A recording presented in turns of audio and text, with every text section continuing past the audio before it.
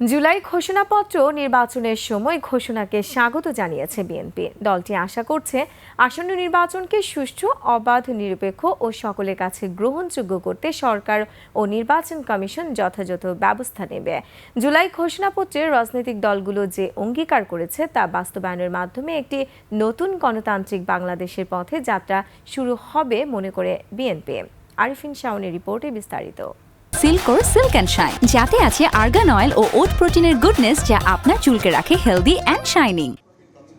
জুলাই ঘোষণাপত্র এবং জাতীয় নির্বাচনের সময় ঘোষণা নিয়ে গুলশানে বিএনপি চেয়ারপারসনের রাজনৈতিক কার্যালয়ে সংবাদ সম্মেলনে বিএনপি মহাসচিব বলেন, ঐতিহাসিক জুলাই ঘোষণা বাংলাদেশের রাজনৈতিক অচলাবস্থা কাটিয়ে তুলতে এবং গণতন্ত্র উত্তরণের পথকে সুগম করবে। এই ঐতিহাসিক ঘোষণা বাংলাদেশে রাজনৈতিক অচলাবস্থা কাটিয়ে উঠবে এবং গণতন্ত্র উত্তরণের পথকে সুগম করবে। বিএনপি মনে করে এই নির্বাচন সুষ্ঠু, অবাধ, নিরপেক্ষ ও সকলের কাছে গ্রহণযোগ্য করার জন্য সরকার ও নির্বাচন কমিশন সকল ব্যবস্থা গ্রহণ করবেন। তিনি বলেন, বিএনপি মনে করে আসন্ন নির্বাচনকে সুষ্ঠু, অবাধ, নিরপেক্ষ ও সকলের কাছে গ্রহণযোগ্য করতে সরকার ও নির্বাচন কমিশন যথাযথ ব্যবস্থা নেবে। 91-তে আপনার নির্বাচন হয়েছে, তখন একটা ছাত্র গণ অভ্যুত্থানের পরে সেই নির্বাচন হয়েছিল।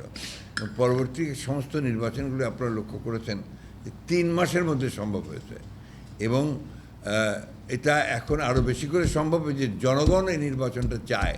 তো জনগণই আইন শৃঙ্খলা রক্ষার জন্য সবচেয়ে বড় প্রহরী হয়ে দাঁড়াবে।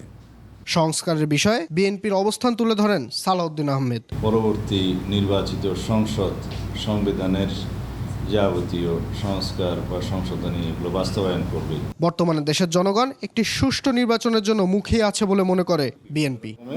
বক্তব্য দিতে পারে, সেগুলো নিয়ে আলোচনা হতে পারে। আরিফিন শাওন, 21 টেলিভিশন, ঢাকা।